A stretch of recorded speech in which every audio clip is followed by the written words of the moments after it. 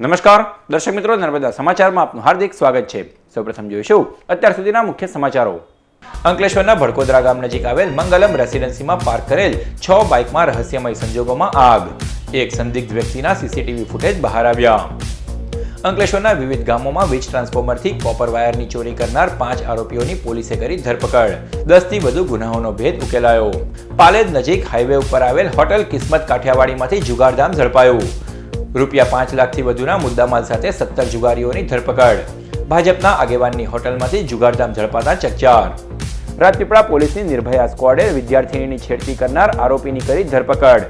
આરોપી પાસે જાહેરમાં ઉઠબેસ કરાવી પોલીસને હવાલે કરાયો।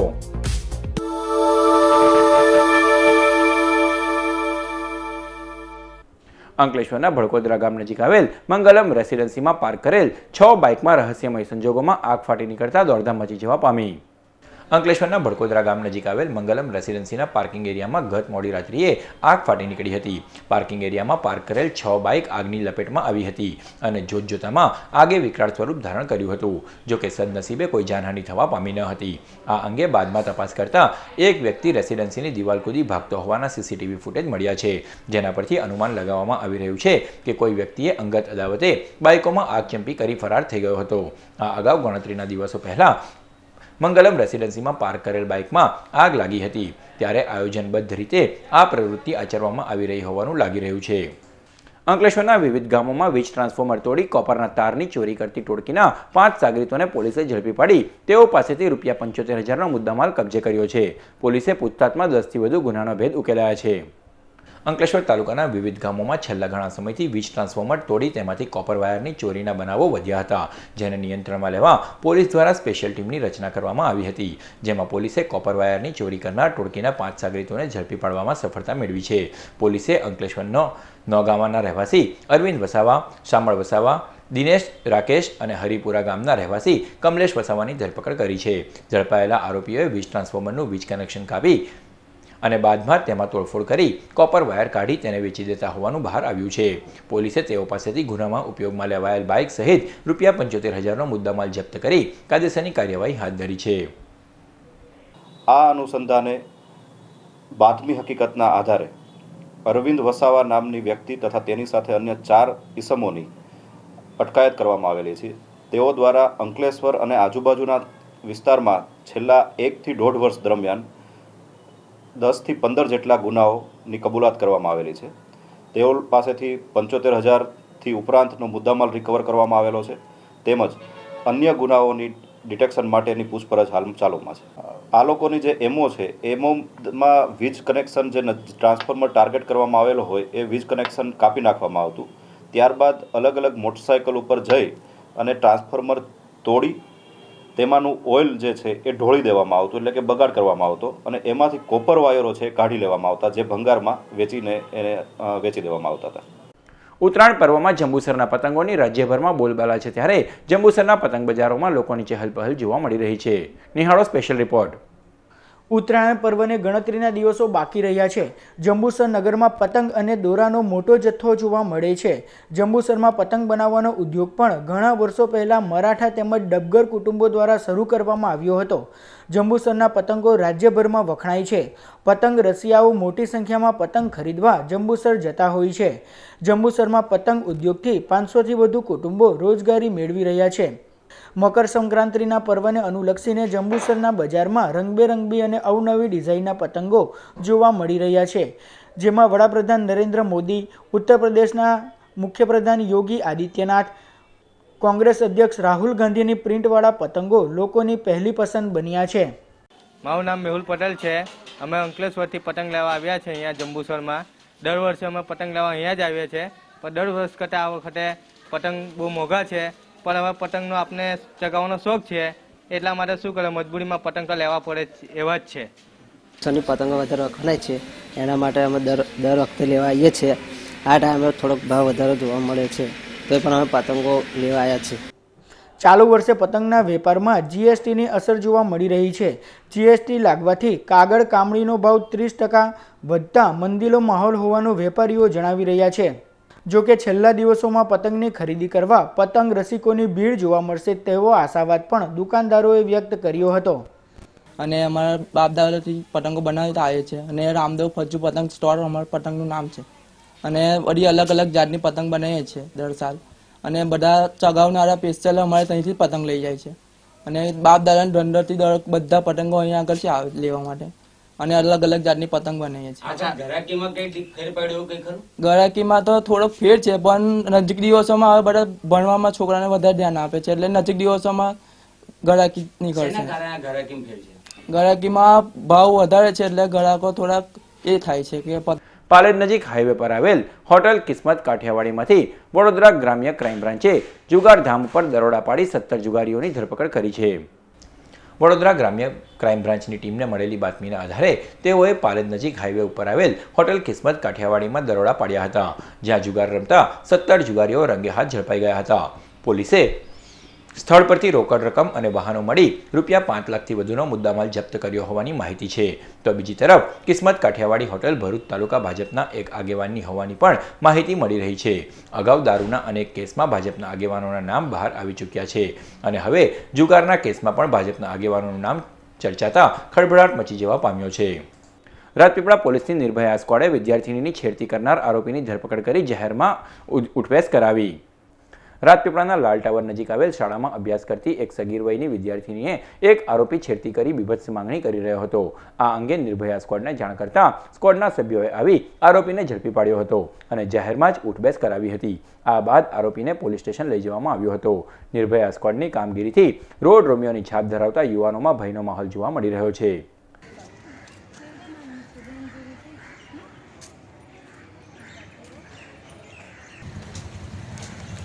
હવે કરીશ.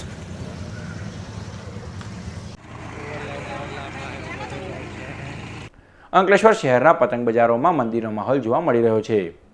અંકલેશ્વર શહેરમાં ઉત્તરાયણ પર્વને લઈ પતંગ દોરીના વેપારીઓએ બજારો વિવિધ પતંગો અને દોરીઓ પીવડાવવાનું શરૂ કરી દીધું છે. ત્યારે હાલ ઉત્તરાયણના તહેવારને ગણતરીના દિવસો બાકી રહ્યા છે ત્યારે પતંગ બજારમાં ખરીદનારો નહીં દેખાતા વેપારીઓ મંદીના વાતાવરણમાં ચિંતાતુર બન્યા છે. હાલ બજારોમાં ભીડ નહીં દેખાતા વેપારીઓના માથે મંદીનું મોજું ફરી વળ્યું છે તો બજારોમાં મંદી જેવો માહોલ જોવા મળી રહ્યો છે. આ ફર્સ્ટ ટાઈમ એવો છે કે અમે આજે નવરા બેસી રહ્યા છે. એનું કારણ છે કે એક તો જીએસટી લાગી ગયું, બીજું કે ભાવ વધારો આવી ગયો, માલની કોઈ એ છે નથી, ઘરાકી બિલકુલ છે નથી. જીએસટીના હિસાબથી એટલો માલ પડ્યો છે કે ના પૂછો વાત. અંકલેશ્વર તાલુકાના સંજાલી ગામ ખાતે આવેલ શુભમ પાર્ક સોસાયટીમાં બંધ મકાનને તસ્કરોએ નિશાન બનાવી રોકડ રૂપિયા સહિત સોના ચાંદીના ઘરેણાની ચોરી કરી ફરાર થઈ ગયા. પ્રાપ્ત માહિતી અનુસાર અંકલેશ્વર તાલુકાના સંજાલી ગામ નજીકની શુભમ પાર્ક સોસાયટીમાં રહેતા સંદીપ ગાયનાનું મકાન બંધ હતું. તે દરમિયાન તસ્કરોએ મકાનને નિશાન બનાવી અંદર પ્રવેશી કબાટમાં મૂકેલ 2 લાખથી રોકડ રકમ અને સોના ચાંદીના દાગીનાની ચોરી કરી ફરાર થઈ ગયા હતા. બનાવ અંગે મકાન માલિકે અંકલેશ્વર તાલુકા પોલીસ મથકે ફરિયાદ નોંધાવવાની તજવીજ હાથ ધરી છે. मेरा रूम से रात को चोरी हो गया. कितने का चोरी हुआ है? 7 लाख रुपया कैश और सोने का चेन 2, अंगूठी सोने का अंगूठी 4 और कान का बाली 2, मोबाइल 1 चोरी हो गया. અંકલેશ્વરના પૌરાણિક રામકુંડ સ્થિત શિપ્રા ગણેશ મંદિર ખાતે યોજાનાર છઠ્ઠા પાટોત્સવ નિમિત્તે તડામાર તૈયારીઓ ચાલી રહી છે. તારીખ 12મી જાન્યુઆરી શનિવારના રોજ અંકલેશ્વર હાંસોટ રોડ ઉપર આવેલ પૌરાણિક રામકુંડ સ્થિત ક્ષિપ્રા ગણેશ મંદિરનો છઠ્ઠો પાટોત્સવ અને નવનિર્મિત નર્મદા માતાજીના પ્રથમ પાટોત્સવ નિમિત્તે ગણેશયાગ, મહાઆરતી, મહાભંડારો સહિત ભજન સંધ્યાનું આયોજન કરવામાં આવ્યું છે, જેમાં લોક ડાયરામાં જાણીતા ગાયક સચિન લીમીએ ભજનોની રમઝટ બોલાવશે. ત્યારે પાટોત્સવ નિમિત્તે ટ્રસ્ટ દ્વારા તડામાર તૈયારીઓને આખરી ઓપ આપવામાં આવી રહ્યો છે, જે કાર્યક્રમનો લાભ લેવા ધર્મપ્રેમી જનતાને નિમંત્રણ પાઠવાયું છે. સર્વ અંકલેશ્વર ધર્મપ્રેમી સર્વ પ્રજાને વિનંતી કરું છું ક્ષિપ્રા ગણેશ મંદિર તરફથી કે તેઓ જરૂરથી પધારે અને તમારો હાર્દિક. ભરૂચ જિલ્લા યુવા પ્રમુખ સુરેશ પટેલે અંકલેશ્વર પ્રતિન ચોકડી સ્થિત ભૂખ્યાને ભોજન ખાતે તેઓના જન્મદિવસની ઉજવણી કરી. અંકલેશ્વર શહેરમાં રહેતા અને ભરૂચ જિલ્લા ભાજપા યુવા મોરચાના પ્રમુખ સુરેશ પટેલનો ગતરોજ જન્મદિવસ હતો.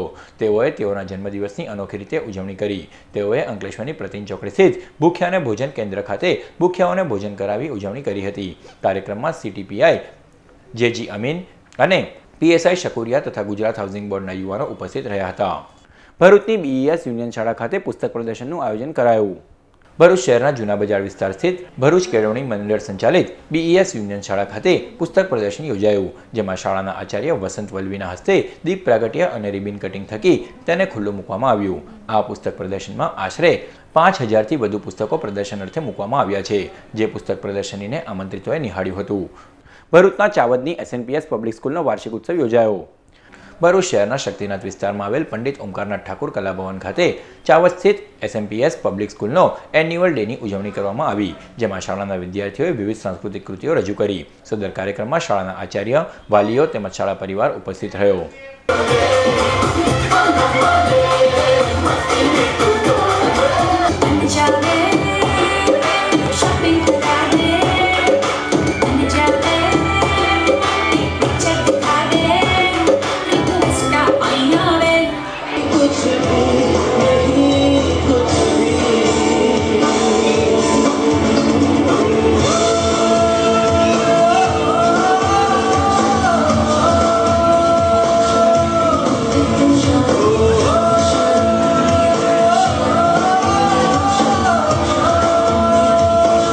અંકલેશ્વર જેસીરેટ વિંગ દ્વારા અંકલેશ્વર તાલુકાના નોબારિયા ગામની પ્રાથમિક શાળાના વિદ્યાર્થીઓને બોર અને ચીકીનું વિતરણ કરવામાં આવ્યું. ઉત્તરાયણ પ્રોજેક્ટ અંતર્ગત અંકલેશ્વર જેસીરેટ દ્વારા અંકલેશ્વર તાલુકાના નોબારિયા ગામની પ્રાથમિક શાળાના વિદ્યાર્થીઓને બોર અને ચીકીનું વિતરણ કરાયું હતું, જેમાં ઝોન ડિરેક્ટર કિંજલ શાહ અને સભ્ય બહેનો દ્વારા વિદ્યાર્થીઓને બોર તથા ચીકીનું વિતરણ કરવામાં આવ્યું. સદર કાર્યક્રમમાં જેસીરેટ મિત્તલ પટેલ, હિના હરિયા, જાગૃતિ સાવલિયા તથા જેસીરેટ બહેનો અને શાળા પરિવાર ઉપસ્થિત રહ્યો. અંકલેશ્વર શહેર પોલીસે વિદેશી દારૂના જથ્થા સાથે બુટલેગરની અટકાયત કરી કાયદેસરની કાર્યવાહી હાથ ધરી.